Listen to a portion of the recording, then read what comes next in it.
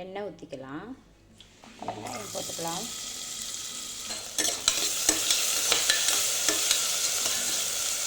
இஞ்சி பூண்டு நசுக்கி வச்சுருக்கோம், அதையே சேர்த்துக்கலாம். ஒரு சின்ன தக்காளி சேர்த்துக்கலாம். சேர்த்து வதக்கிக்கலாம். ஒரு ஸ்பூன் மிளகாய்த்தூள், 1.5 ஸ்பூன் சேர்த்துக்கலாம். 1/2 ஸ்பூன் மஞ்சள் தூள், கரம் மசாலா 1/2 ஸ்பூன் சேர்த்து வதக்கிக்கலாம். 1/4 கிலோ மட்டன் சேர்த்துக்கலாம்.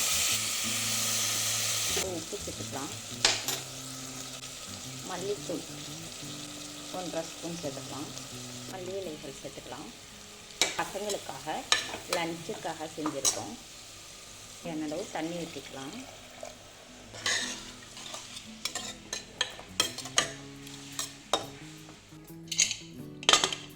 குக்கரை மூடி 4-5 விசில் விட்டுக்கலாம். விசில் எடுத்து விட்டாச்சு. மட்டன் நல்லா வெந்திருக்கு.